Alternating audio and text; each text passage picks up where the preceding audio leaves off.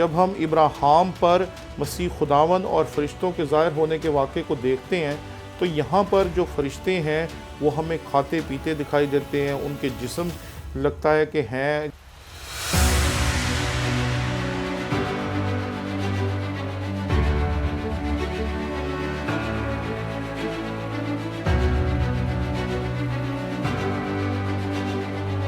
हमने आपके शौक़ की कदर करते हुए एक नया यूट्यूब चैनल शुरू किया जिसका नाम है टोनी विलियम ऑफिशियल।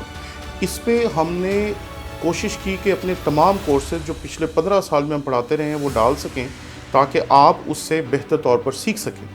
इसलिए आप जल्दी से जल्दी इस चैनल को जाकर सब्सक्राइब करें। जब इसके 1000 सब्सक्राइबर्स पूरे हो जाएंगे हम उसी दिन से इस पे अपने कोर्सेज डालना शुरू कर देंगे। इसलिए जल्दी करें ताकि हमारा टारगेट अचीव हो और हम इस पे अपने मटेरियल को डालना शुरू कर सकें।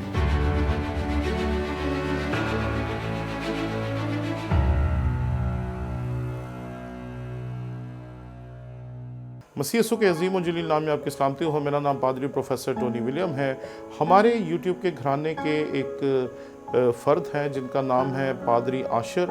उन्होंने कहा कि जब हम इब्राहिम पर मसीह खुदावन और फरिश्तों के ज़ाहिर होने के वाक़े को देखते हैं तो यहाँ पर जो फरिश्ते हैं वो हमें खाते पीते दिखाई देते हैं, उनके जिस्म लगता है कि हैं, जिनको पकड़ा जाता है, जिनको खींचा जाता है, और ये सारी चीज़ें हमें ऐसी नज़र आती हैं जैसे फरिश्तों के बिल्कुल नॉर्मल जिस्म थे। लेकिन मैंने अपनी एक वीडियो में कहा था कि फ़रिश्तों के जिस्म नहीं होते।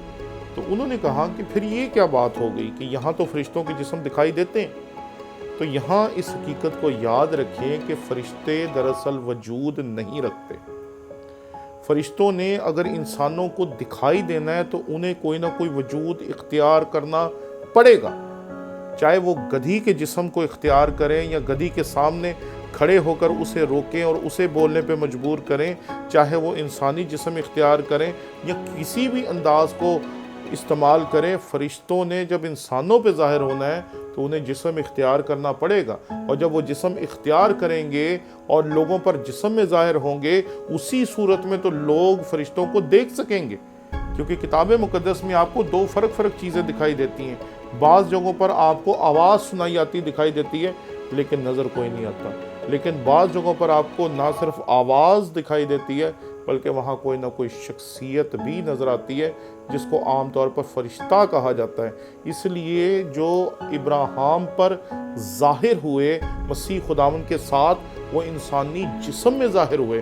अगर वो इंसानी जिस्म इख्तियार ना करते तो इंसान उन्हें कभी देख ही नहीं सकते थे।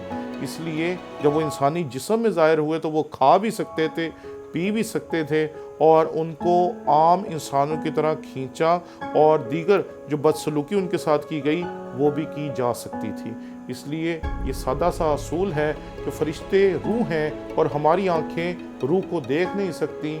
इसलिए उन्हें जब इंसानों पे ज़ाहिर होना होता है तो वो किसी न किसी जिस्म को इख्तियार करते हैं और फिर इंसानों पे ज़ाहिर होते हैं।